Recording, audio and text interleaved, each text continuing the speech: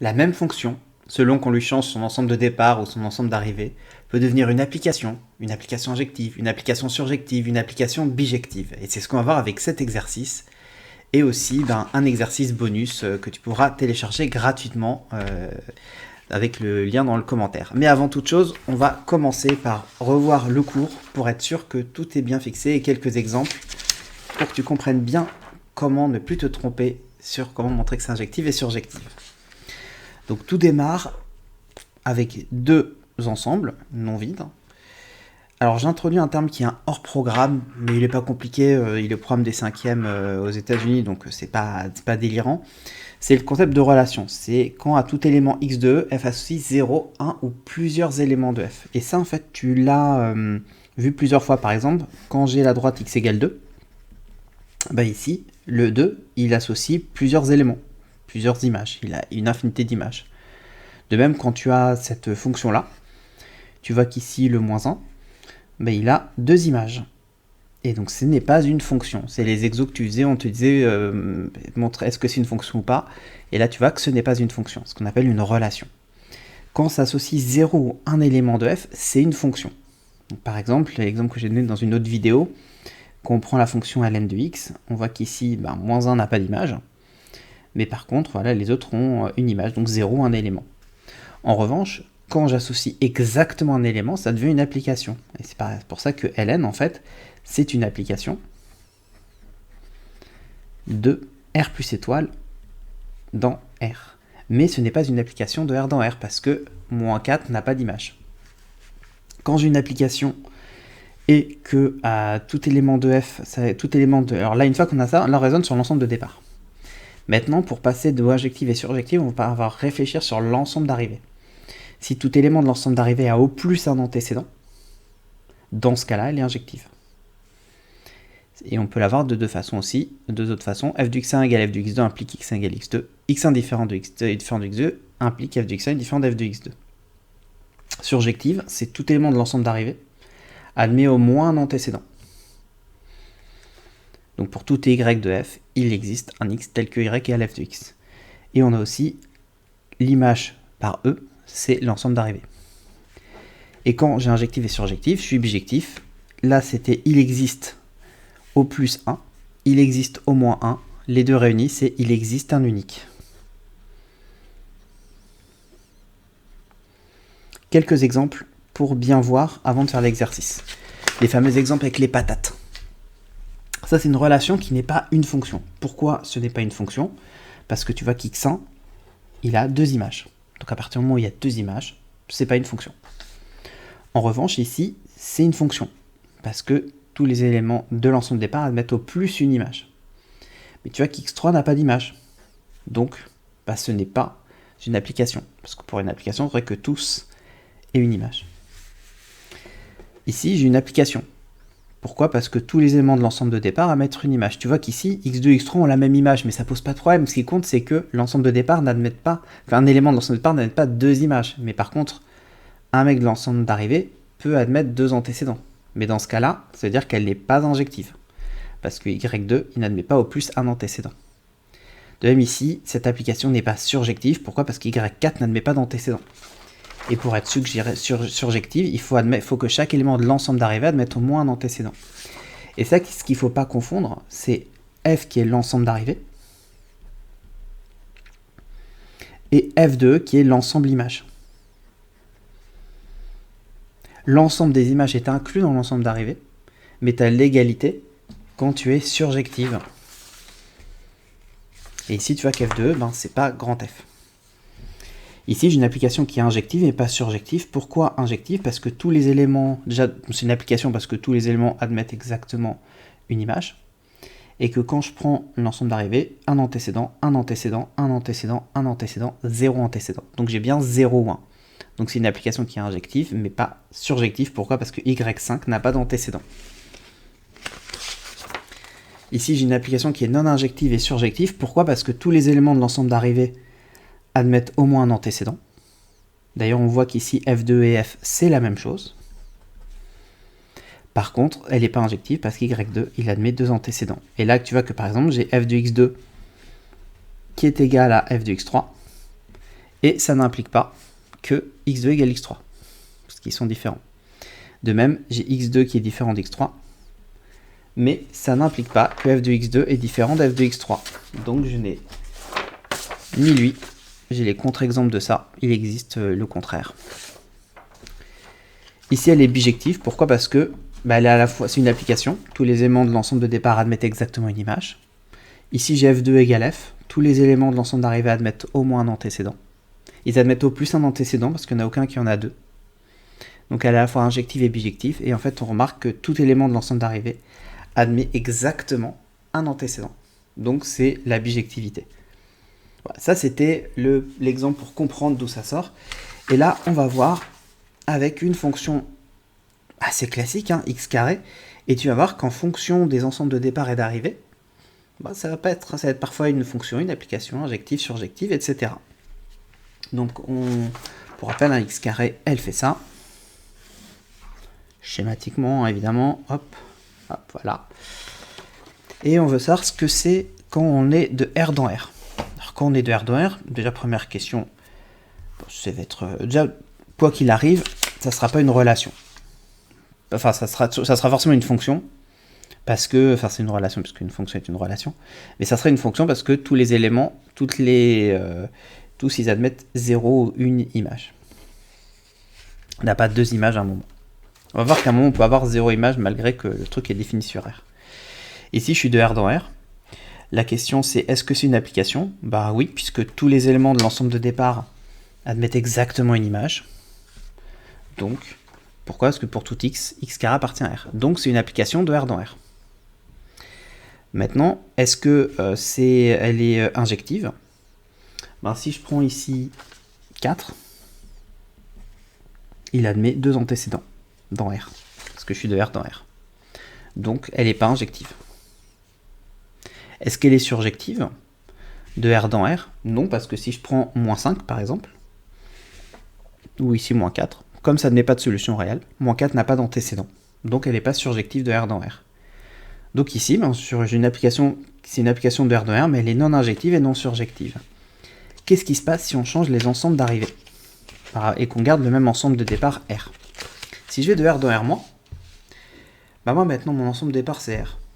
Mais x carré il appartient à R plus à chaque fois. Donc à part 0, ce que j'appelle les éléments non nuls, ils n'admettent pas d'image. Donc comme ces éléments n'admettent pas d'image, c'est pas une application.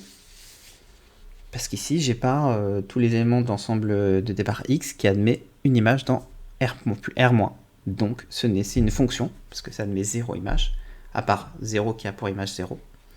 Mais c'est pas une application. Maintenant, si je vais de R dans R+, alors là, ça change quand même les choses, parce que cette fois, tous les éléments de l'ensemble de départ admettent une image dans R+, donc c'est bien une application. Est-ce qu'elle est injective? Cette fois, l'ensemble d'arrivée, il est que dans R+. Mais donc, j'ai encore le problème du 4, qui a deux antécédents, parce que l'ensemble départ, c'est R. Donc, elle n'est pas injective, parce qu'il y a 2 et moins 2. En revanche, cette fois, comme je suis que ici, tous les éléments de l'ensemble d'arrivée, ils admettent au moins un antécédent. 1 quand c'est 0, et 2 quand c'est tous les nombres strictement positifs. Donc, f elle est surjective de R dans R+. Donc f c'est une application qui est surjective, mais pas injective de R dans R+. Donc tu vois, en fait, on change l'ensemble d'arrivée, alors qu'on garde le même ensemble de départ, et d'un seul coup, ça devient soit pas une application, soit ça devient une application surjective. Maintenant, on va changer l'espace de départ. On va mettre un peu plus de lumière. Voilà. Un peu plus éclairé ici. Je vais prendre R- dans R. Donc cette fois, mon espace de départ, c'est R-. Donc je suis ici. Et j'arrive dans R. Est-ce que c'est une application? Oui, parce que tous les éléments de R-, ils admettent 0 ou une image. Donc ici, j'ai bien une application. Est-ce qu'elle est injective? Là, cette fois, comme mon ensemble de départ, c'est R-, mon exemple du 4, cette valeur-là, elle n'est pas dans l'ensemble de départ. Et donc ici, j'ai un seul antécédent à chaque fois. Et quand je suis sur -8, ben, je n'admets pas d'antécédent. Donc j'ai une application qui a l'air injective. Maintenant, je ne peux pas juste le prouver comme ça, parce que j'ai donné des exemples avec des contre-exemples. Maintenant, il faut le prouver. On va voir comment on le prouve. On va voir aussi pour surjective. Ben, pour surjective, c'est clairement simple. Hein. J'ai -4, il n'a pas d'antécédent. Donc, du coup, elle n'est pas surjective de R- dans R. Maintenant, je vais montrer qu'elle est injective. Donc, comment je fais? Ben, je vais prendre deux réels x1, x2 de R-, tel que f de x1 égale f de x2. Et ça me donne x1 au carré qui vaut x2 au carré. Je compose par la fonction racine, parce qu'ici je suis positif, ce qui me donne valeur absolue de x1 égale valeur absolue de x2. Toujours passer par cette étape quand j'ai racine de x carré. Attention à ne pas confondre racine de x carré qui vaut x si x est positif et moins x si x est négatif. Et ça c'est pour tout x qui appartient à R. En revanche, quand j'ai racine de x le tout au carré, là pour l'avoir, il faut que dans la racine soit positive, donc c'est quel que soit x appartenant à R+. Et là en revanche, c'est toujours égal à x. Donc ici, c'est valeur absolue de x1, valeur absolue de x2. Et comme ils sont négatifs, ben ça fait moins x1 égale moins x2. Et donc x1 égale x2, donc j'ai bien f qui est injectif de R- dans R. Donc ici, j'ai f qui est une application injective, mais pas surjective de R- dans R. On passe au 5. F qui va de R- dans R-. Donc cette fois, si je prends tous les éléments de l'ensemble de départ R-, est-ce qu'ils admettent une image dans R-? Ben non, pas tous. Parce qu'à part 0, ben, ils n'admettent pas d'image. Donc c'est pour ça que je dis tous les éléments de l'ensemble départ, j'aurais dû rajouter tous les éléments non nuls de l'ensemble de départ R- n'admettent pas d'image dans R-. Donc F n'est pas une application de R- dans R-. Ensuite, ça peut-être ça va être plus éclairé là. Il fait très moche aujourd'hui. F qui va de R- dans R+. Donc là, cette fois, ben, ça va être une application parce que tous les éléments de l'ensemble de départ admettent une image dans R+. Est-ce qu'elle est injective? Bah, a priori, oui, puisqu'en fait, on va voir les mêmes choses. Mais surtout, est-ce qu'elle est surjective? Là, on se dit, bah oui, bah, évidemment, parce que cette fois, il n'y a plus le problème du -4. Donc, j'ai essayé de prouver directement que c'est bijectif, parce que tu vois qu'elle est à la fois injective et surjective. Donc, je prends un y qui appartient à R+. Je dis que f admet un unique antécédent de R-, qui est moins racine de y. Donc, f est bijectif de R- dans R+. Donc, f est une application bijective de R- dans R+. Qu'est-ce que je remarque? Si je prends le tableau de variation que j'ai mis ici, on voit qu'effectivement, de R- dans R+, je suis bijectif parce que la fonction elle est strictement décroissante. Maintenant, on va voir avec R+, ce que ça donne. Si je vais de R+ dans R, même chose que de R- dans R, ils admettent tous une image dans l'ensemble d'arrivée. Donc c'est une application de R+ dans R. Est-ce qu'elle est surjective? Non. Parce qu'effectivement, si je suis dans R, bah, -4, il n'a pas d'antécédent. Donc elle n'est pas surjective. Et pour montrer qu'elle est injective, je vais faire exactement de la même façon que ce que j'ai fait ici. Je vais prendre deux éléments x1, x2 de R+ au carré. F de x1 égale f de x2, donc x1 au carré égale x1, x2 au carré. Je raisonne comme dans 4, mais cette fois, je vais avoir valeur absolue de x1 égale valeur absolue de x2, mais ils sont positifs, donc ça fait directement x1 égale x2, je n'ai pas à passer par la case moins x1 égale moins x2. Donc elle est injective, mais elle n'est pas surjective. Si je vais cette fois dans R-, bah là c'est comme tout à l'heure, tous les éléments non nuls de l'ensemble départ R+, on n'admettent pas d'image dans R, donc bah, c'est pas une application. Donc direct, on n'a même pas besoin de chercher injectif ou surjectif.